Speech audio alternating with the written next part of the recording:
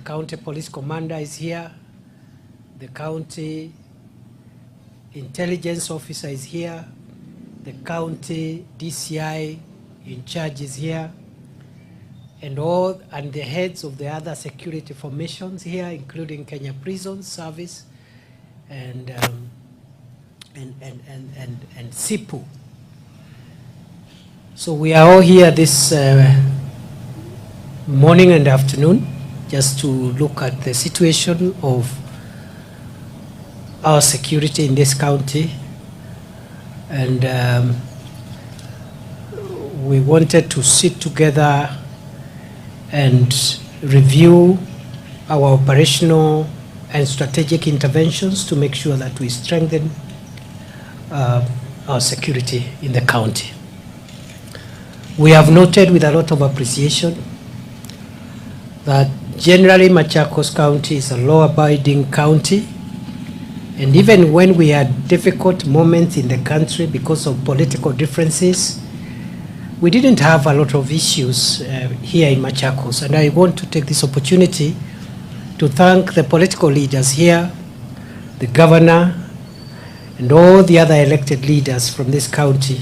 Please, when you see them, just tell them, Minister for Interior and the team said a big thank you, because even when there were very heated political moments across Kenya, this county generally remained calm, and whatever differences which were there were processed within the law peacefully, except of course the incidents we had in the Mlolongo area.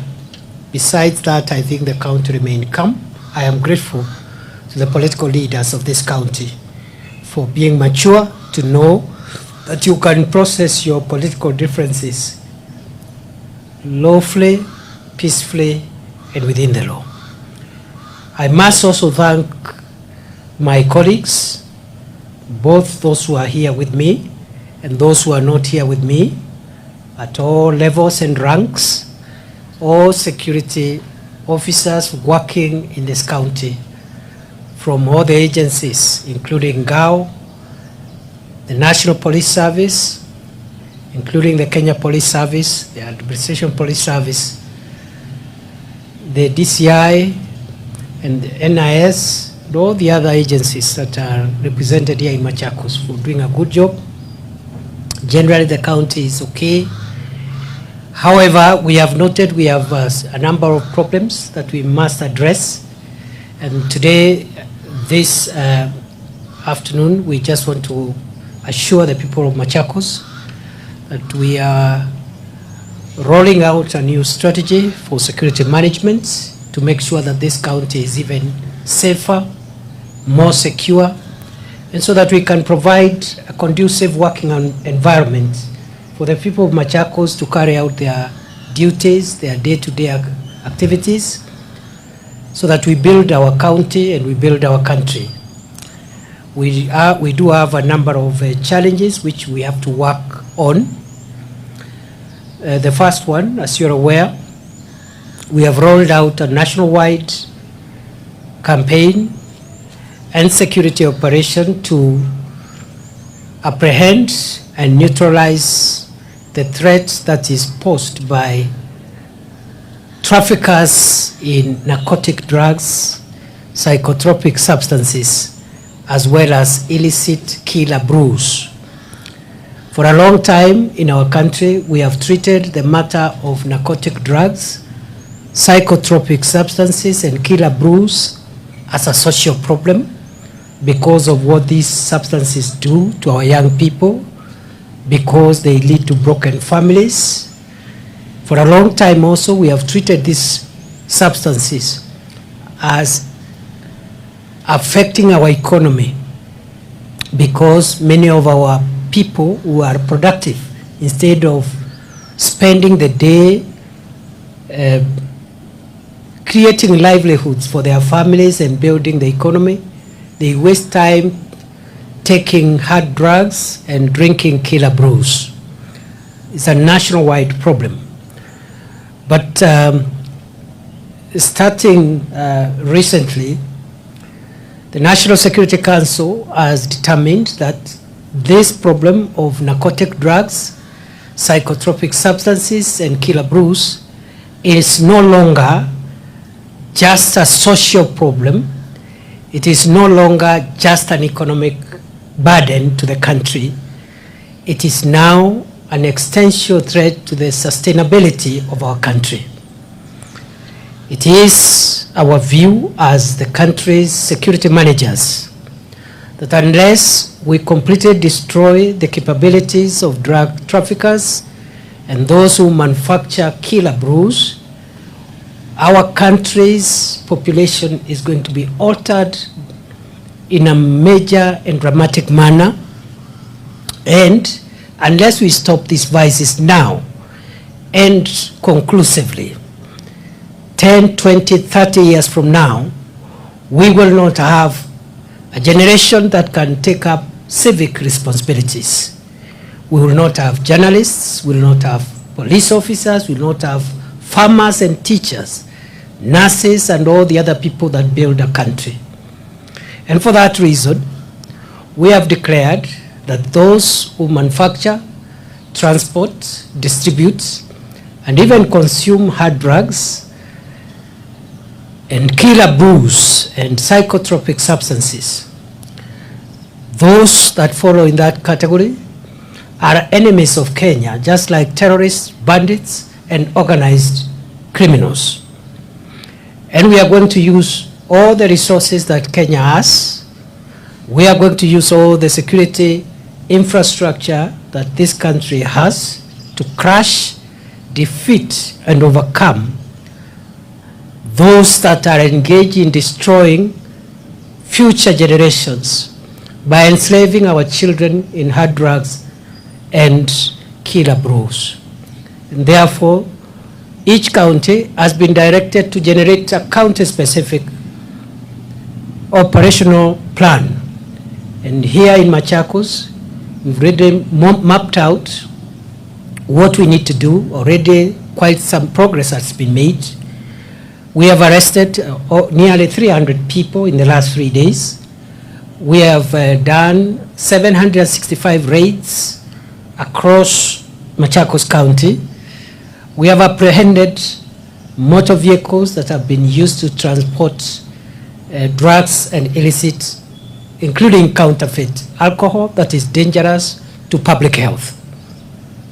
Ladies and gentlemen, we are not going to do a 2 months, 3 months, 6 months, 1 year operation. This operation is a perpetual and standing operation until this problem is eradicated in our country. So we will go all the way as long as it takes to make sure that we clean this country from the scourge of drugs and the effects that it has on public safety and public health. In that connection, we are introducing very stringent legislation. As you are aware, we have cancelled and closed down all alcoholic outlets that are licensed contrary to the law, especially the law relating to Alcoholic Drinks Control Act. And therefore, all alcoholic outlets within 300 meters to public amenities, including basic education institutions, must be closed. And all the licenses that were issued by the different county governments have been revoked as a national security measure. Secondly, we are going to introduce new laws. These laws will categorize those who manufacture, sell, distribute, and consume hard drugs, psychotropic substances, and illicit killer brews. We categorize them as dangerous criminals, and we will be prosecuting them using the most punitive measures that are ever found in our statute books. In other words, where we have placed terrorists, organized leaders of organized crime, including banditry. That's where we have placed those people who are engaged in this destructive business. Since this is a national security threat, we will not entertain any commercial, economic, or social interests to override the national security interests. And therefore, we are not against businesses, we are not against the people enjoying life, but we have a duty to protect the nation from itself, because we can destroy ourselves through our freedom and through our commercial interests. This is purely a law enforcement measure. It is not linked to politics of any side. It is not linked to business and all the other issues. And for that reason, the operation must be left entirely to law enforcement agencies. The multi-agency teams that are mandated to enforce the law are the only one who are allowed to take part in this operation. We don't want to see politicians engaged in operational issues, conducting raids. That is not their work. Let our brothers and sisters who are elected leaders serve the people according to their mandate, which includes building schools, hospitals, providing water and electricity. They must stay away from law enforcement and leave it exclusively to law enforcement agencies. I also want to underscore that other than this problem, we have a problem of land fraud in this county. Certain parts of this county, especially Athi River, Mavoko, and the adjoining areas, Kamulu and others, where land fraudsters conniving and in cahoots with corrupted public officials have engaged in fraudulent issuance of title deeds that are not genuine. Secondly, the invasion of people's private property by hired goons who are paid to unleash violence to genuine landowners. And there are others who have invaded large tracts of public land. And therefore, we are going also to come heavily to enforce the law, to get rid of all organized criminal gangs that are terrorizing the people, including genuine landowners of private and public land. We know some of them are able to succeed because they are in cahoots with some crooked officials from the Ministry of Lands and the Survey of Kenya. Some are in cahoots with a few crooked law enforcement officials, including Ngao officers and police officers.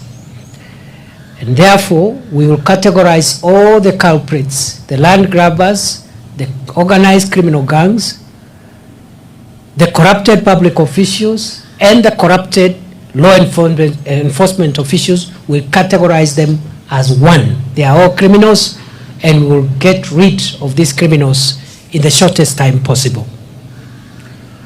We have a challenge of the transportation of aliens through this county, especially from the Kitui-Machakos highway, but also other smaller routes in between Tala, Machakos, and some of these aliens pose a threat to our national security. And therefore, I have directed our security agencies in this county to upgrade their surveillance and law enforcement along the main highways, that is the Kitui-Machakos highway, the Mombasa-Nairobi highway, the Athi River Namanga highway, but also other smaller routes in between where these criminals are perpetuating their crime. and that also includes the Thika Garissa Highway.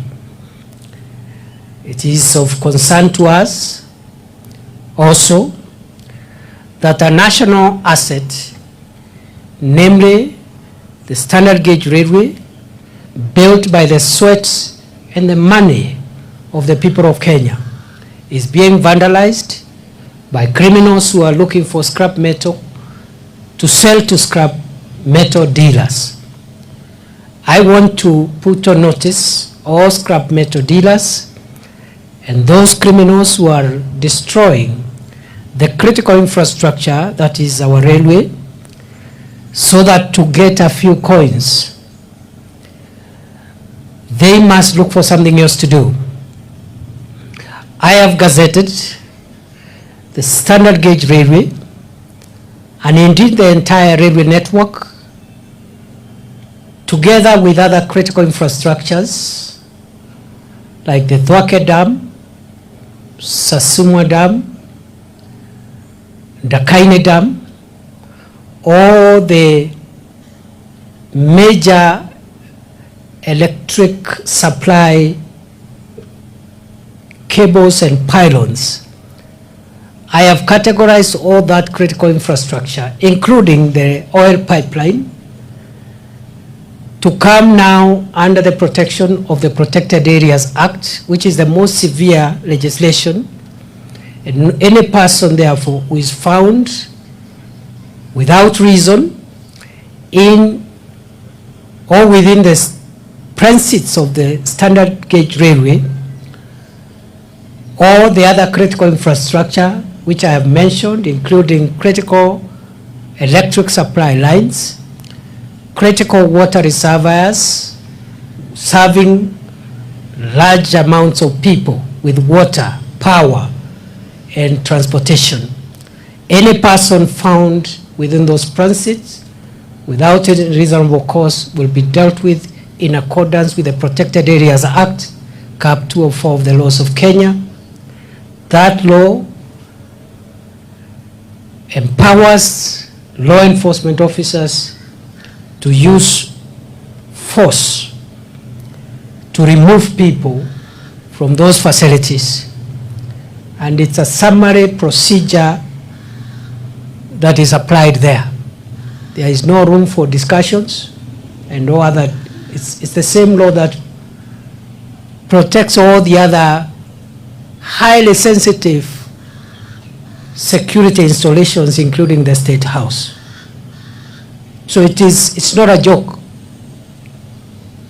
Wale watoto na vijana wanaenda kutafuta chuma pale kwa reli ya kuuza. Sheria imetumika sasa, ambayo ni sheria ya sehemu ambazo zimepewa ulinzi mkali na maafisa wetu wa polisi na wale wengine ambao wanasimamia sehemu hizo wako na ruhusa wa kisheria kutumia nguvu kuondoa watu wale, kwa sababu wewe ukiwa mwizi wa chuma, wewe ukiwa mwizi wa scrap metal, unafikiri unaiba ile chuma ama unaiba ile bolt ama ile nut ndio upewe shilingi 200, lakini vile unavyofanya pale ni kuhatarisha maisha ya Wakenya wale ambao wanatumia gari ya moshi, kwa sababu ukihitilafiana na ule muundo msingi wa reli, kuna uwezekano wa ile reli kuanguka. Na unajua reli inabeba watu wengi na vifaa vingi vya dhamani. Kwa hivyo hakuna tofauti ya mwenye anahitilafiana na usalama wa reli na magaidi wa Al-Shabaab na wale magaidi wengine sugu. So the SGR, the railway network, critical water reservoirs, critical electricity pylons are now not only protected by our critical infrastructure police unit SIPU and the water protection unit of our National Police Service, but also they are now protected under the Protected Areas Act. Na kwa ufupi, hiyo sheria ni kali. Tafadhali watoto watoke huko. Kama uko na ndugu ama rafiki unajua anaendanga kutafuta pale, atoke pale. Kwa sababu hiyo sheria hakuna maswali, hakuna procedure. Ukipatikana pale na wewe sio engineer, hujatumwa hapo na Kenya Railways ama kutengeneza dam fulani hapo, you are not an engineer, tunakusafirisha unaenda kwa shetani direct. So that is how serious it is. Hakuna procedure sijui ya nini sijui because that law is extremely, it's one of the laws that allow us to move fast to neutralize a threat. And you know, some of these threats, even bad people, the enemies of Kenya, if we don't become very vigilant, can come and hurt us using our critical infrastructure. So I've directed the county security team on the Machakos side to be very vigilant and support the railway police unit to support our SGR and other critical infrastructure. I've just come from Makueni and I've passed the same message. I think the longest part of SGR is in Makueni County, 248 kilometers. Again, the teams in Taita Taveta and the other counties all the way to Mombasa must support the SGR as our critical infrastructure and the other critical infrastructure we have.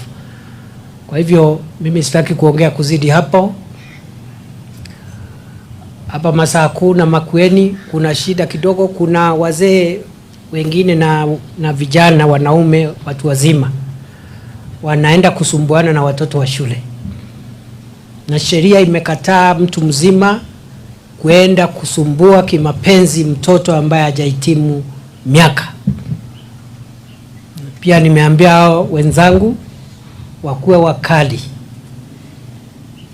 kwa wale watu wazima wanaharibia watoto maisha yao. Wengine nafikiri ni hiyo bangi na miadarati, wanaharibu hata watoto ambao wako na uhusiano nao wa kifamilia. Mambo ambayo yalikataliwa mpaka na shetani. Unaona mtu mzima ile mambo anafanya ni ile hata shetani mwenyewe hawezi fanya. Sumbua watoto wa shule, kulala na mtoto ambaye ni mtoto yako, mtoto ya ndugu yako. Hii mambo imekataliwa katika sheria ya Kenya na hata sheria ya mbinguni imekataa hii maneno. So wanaume wa Machakos mkiwaona mwambie mtu atafute mtu mzima ako na ID na mtu ambaye si mwanafunzi, amefikisha miaka na ametoka shule. Kama ako shule ni huko university, huyo ni mtu mzima. Na hata hiyo wafanye urafiki ambayo ni wa kihiari, sio kilazima. Tena ikiingia lazima inakuwa offense, inaitwa rape. So kuna hiyo maneno hapo tuchunge, na watu tu wakuwe wastaarabu. We should be an organized, respectable society, a community that has morals, that has people who know the boundaries. Watu wazima wakifanya mambo yao, sisi hatuulizi, bora sio ya lazima. Lakini maneno ya watoto hapana. Watoto wote waende shule, lazima. All children must be in school. And they must be protected from violence, including violence from their own family members who are using that advantage to harm our children. That is the biggest resource we have as a nation. They are the people who will take over this country and run it when all of us who are standing here will be gone. So, ni hayo tu kwa sasa. It's good to be here in Machakos. Na mimi nitarudi hapa tena kwa sababu hii